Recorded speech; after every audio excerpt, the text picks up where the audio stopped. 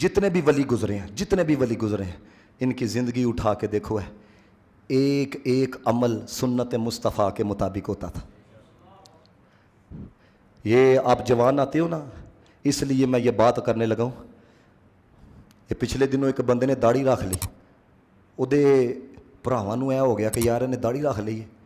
انہوں نے کی کیتا، جب یہ عید کے اوپر گیا نا وہ نائی کے پاس، اس کے بڑے بھائی نے اشارہ کرایا، انہوں نے کہا تھوڑی جی پولی کر دو ہے۔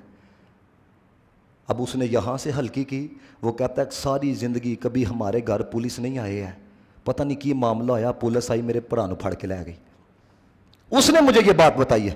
لوگ کہتے ہیں بھائی وہ فلاں کیا ساری زندگی اسی پر رہنا ہے، فلاں کیا کہے گا، فلاں کیا کہے گا، فلاں کیا کہے گا۔ میں کہا جدو مو جائے گا فلاں یہی آکھے گا انا للہ و انا الیہ راجعون۔ ہر بندے کے اندر حضور کی سنت کو لے کے یہی جذبات ہونے چاہیے جو حضرت عثمان غنی رضی اللہ تعالی۔ مجھے بتاؤ جڑے لوگ حرام خوری کرتے ہیں ان کو شرم نہیں آتی، جو لوگ دو نمبریاں کرتے ہیں ان کو شرم نہیں آتی، جو لوگ انگریزوں کے کلچر کو اپناتے ہیں ان کو شرم نہیں آتی۔ تینوں سنت رسول رکھ کے کیوں شرم آندی ہے؟ یا رسول اللہ کو نا تمہیں کیوں شرم آتی ہے؟ تمہیں تو فخر کرنا چاہیے کہ وہ کسی کے پیچھے چلا ہے تو محمد مصطفیٰ کے پیچھے چلا ہے۔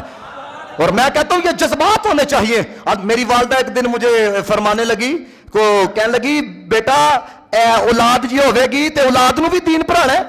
میری والدہ مجھے کہنے لگی ہے تو میں نے اپنی والدہ سے کہا، میں کہ اس چھوٹی سی عمر کے اندر عزت دنیا نے نہیں دی، حضرت بی اے لے پڑھا تھا بھی ہاتھ چومتا ہوں۔ میں نے یہاں پر بڑے احباب آتے ہیں، اگر ان کو مالی اعتبار سے دیکھو بڑے مضبوط ہیں، لیکن جس طرح ہمارے ساتھ مل رہے ہوتے ہیں ہمیں کیا لگ گیا ہے جی؟ تمہاری بھی دو آنکھیں تو میری بھی دو آنکھیں، تم بھی کھاتی ہو میں بھی کھا، ہمیں کیا لگ گیا ہے کہ لوگ اتنی محبت کا اظہار کرتے ہیں؟ وجہ صرف اتنی ہے کہ مصطفیٰ کے دین کی بات حق کے ساتھ لوگوں کو سناتے ہیں۔ صرف یہ جذبہ